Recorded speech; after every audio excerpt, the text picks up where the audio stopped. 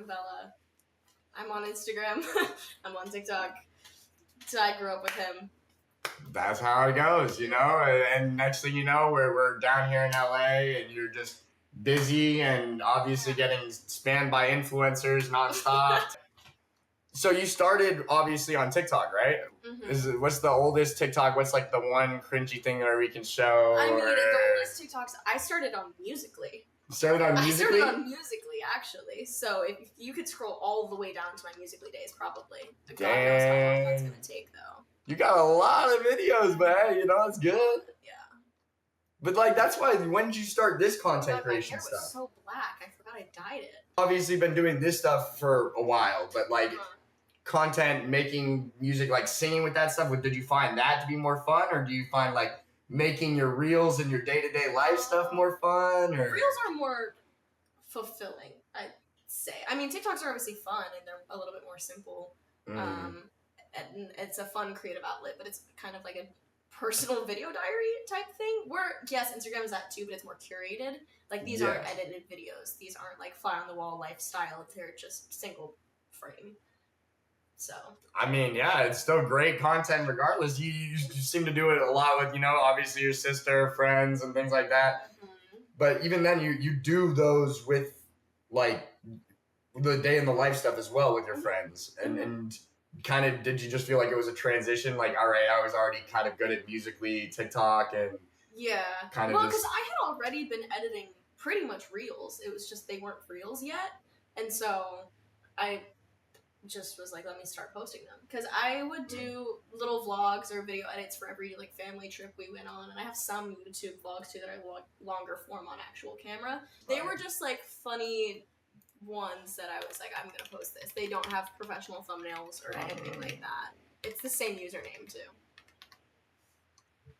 Yeah, you're gonna get the what? There's an ice skater. Ice skater name. Anytime you Google my name, she pops up. That's still they're great, and this was 10 months ago. So technically before all your TikTok stuff as well. Yeah, well, these actually were recorded way before. And I have another study abroad vlog that I just didn't post on there. I think it's up on my Instagram. Yeah. But that one was also filmed on camera, and that was over 10. That was a year and a half ago. And then, are you thinking of bringing these back, or maybe not? I've thought about vlogging my trips. I almost vlogged in Hawaii, and then I just didn't, because 10 days of footage is a lot to put down. Definitely.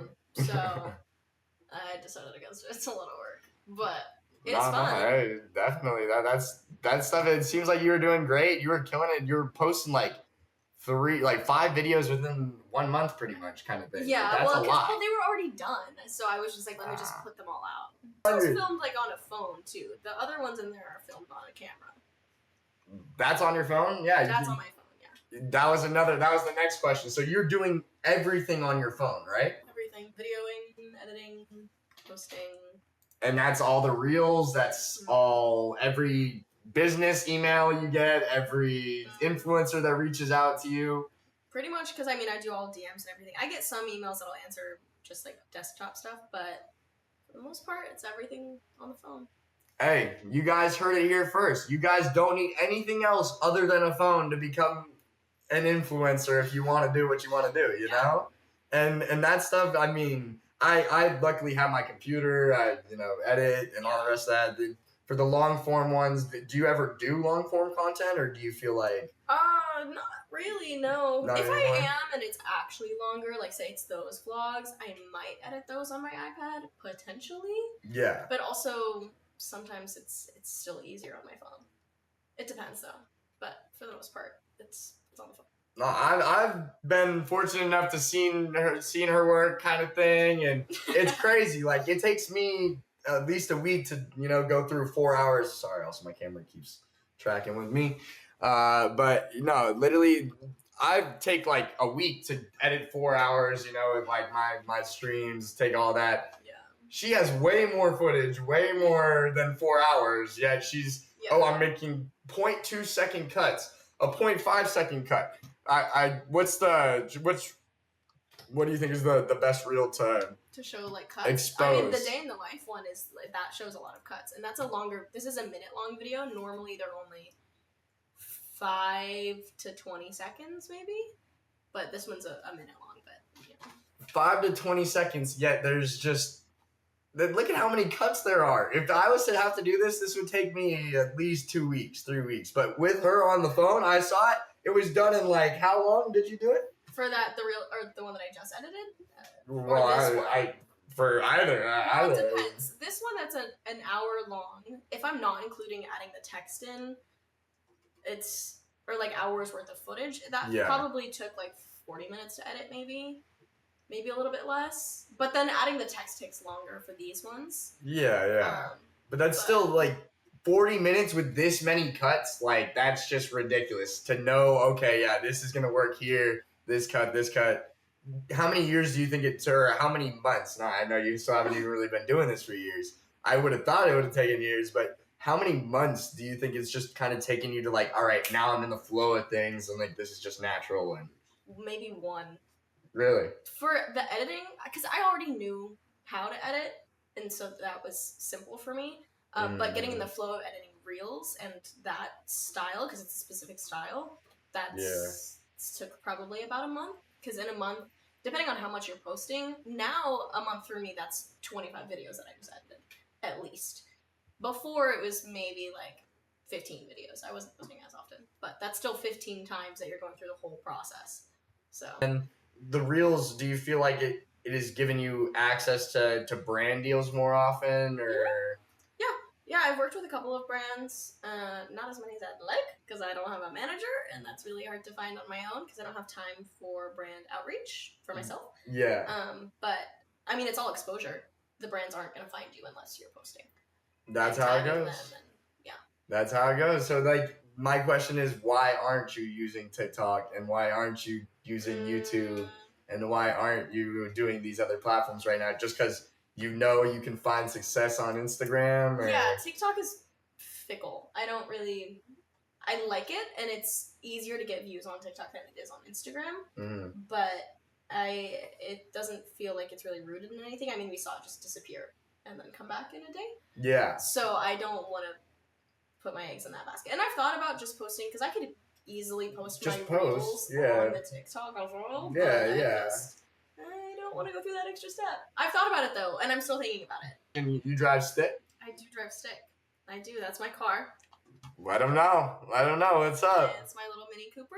I drive stick, technically speaking, against my will. Because I had a Volkswagen Beetle that was an automatic, and she was T-boned and totaled. So, lost that, and I needed a new car. And this very kind old man in my parents' church was selling this one for the exact amount of money insurance was giving me. And so I just bought it in cash right then. And that's actually amazing. I learned how to drive it in a day, and then had to drive it home alone for an hour drive, and it was terrifying. But that's crazy. But then how do you find like locations like this? How do you do your scouting? Like, is this just knowing because you explore the world like that? I mean, I guess. And this spot a friend showed me, but it's I go around that area all the time. I just haven't gone to the top of that parking garage. Yeah. So we just went and sat on the top, and I'll sit there often with friends and just chat, and it's good for content. That's great. Yeah, no, it's great vibes. And you kind of also got to be a part of that raw dog kind of club. I did. And that was in Texas, right? So, I mean, everybody I think knows in here about the run club craze, kind of things that went down. Everybody was really interested in that. And then if you also, I think, add influencers to it, I think that'll make it even more of a hyped up kind of feature. So in the managing side of things, right? Weren't you technically on the, like, literally doing everything for the club kind of, right? Or as in business side? I wouldn't say everything, because all the guys had different roles. Like Darren was creative director, Fonzine was CPA, Noah did pretty much everything.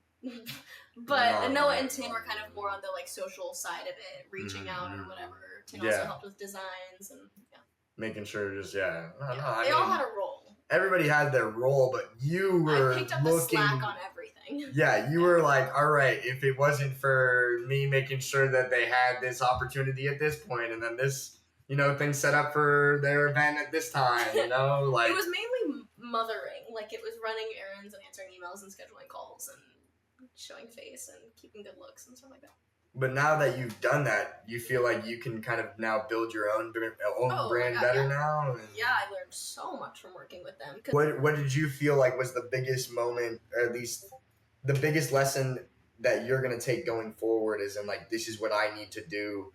Like, is it to hang out with more influencers? Is it to hang out with like-minded people who are just doing more content? I think that's number one, probably, is that it's a lot harder to do things when you're on your own.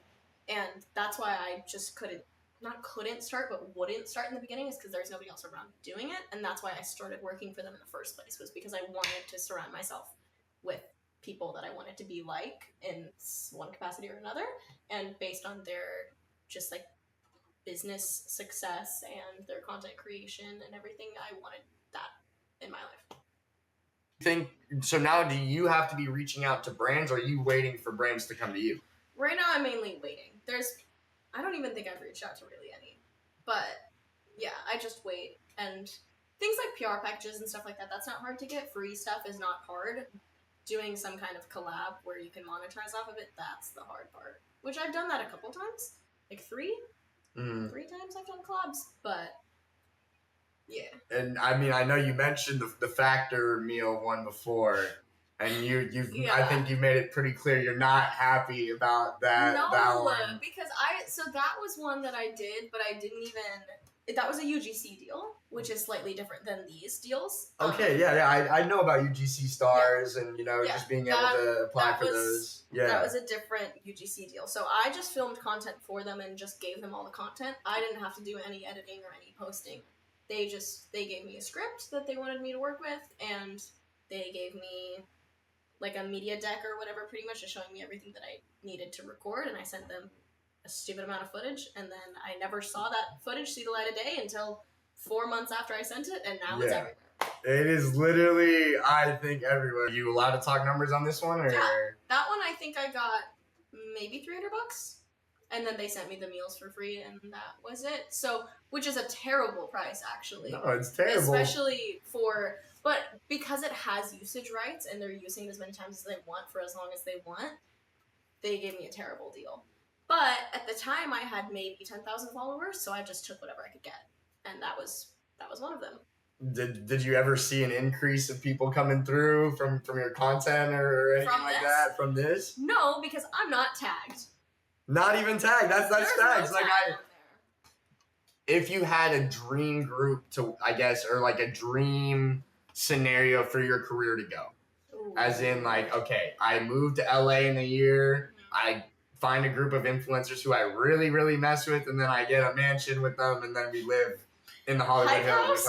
I don't know. Is that where you want your career to go, or what is your outlook? I mean, I'd love to obviously live with other content creators or just like-minded people. It's great. Right now, I'm not close with my roommates or anything, and I've been living with strangers since I started school. So, I would like to live with people I know, which I am going to do in August. I'm moving in with friends. They're not content creators, but they're like friends I've had for all of college. Yeah. So that's new and great. No, that's amazing. Long term, I mean, I'll definitely move out here probably for like a year. Then I will also definitely move to Hawaii for probably a year. But I don't know. I want to work with brands more. I'd like to have my own line for plenty of things. I'd love skincare line. I'd love clothing line. All of it. I'd love all of that. Travel. Someone needs to put me on a red carpet. I need to be on Jimmy Fallon for some reason. I don't know how. Just Jimmy Fallon. Only Jimmy Fallon. I don't care about any other late night shows. That's the only one that's in my goals. All right. Yeah, stuff like modeling. That's the biggest thing.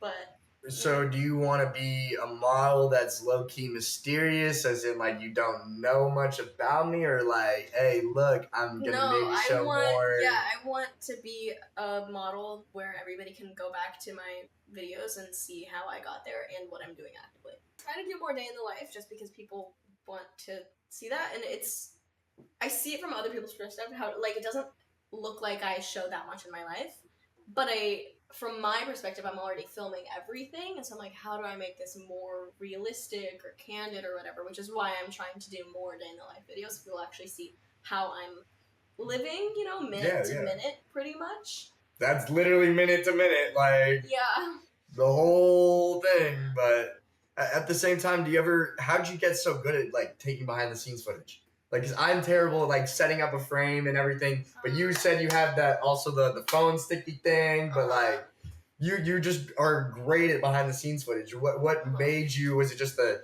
natural talent with the camera, or just knowing things, trial and error?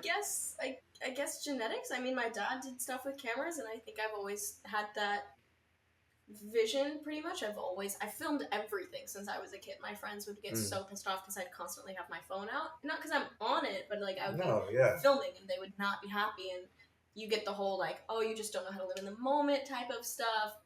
But I mean, it's second nature to me. I don't even notice my phone when I'm filming most of the time. So it's I think I've just been doing it for forever, and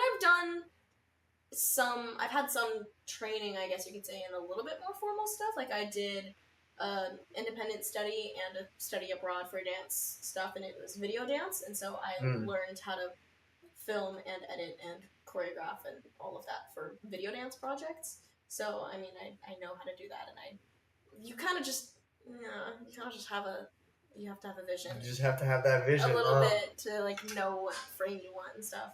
Obviously, the photo shoots that you're doing. So like, do you feel I don't know if do you feel like there's a purpose for all these photo shoots, as in like this is just showing more behind the scenes, this is what people are going to like this is going to be the content that's going to definitely I mean, some of my highest reaching feed posts are these photo shoots that I did in Hawaii. I think that one was one of the highest with reach that I've gotten. This one was insane. All right, like this whole photo shoot. So did somebody reach out to you, or did you reach out to somebody else? Or okay. Technically, so there's two photo shoots from Hawaii. This one was a guy that was in the friend group that I inserted myself into while I was in Hawaii, and he's this amazing, talented photographer.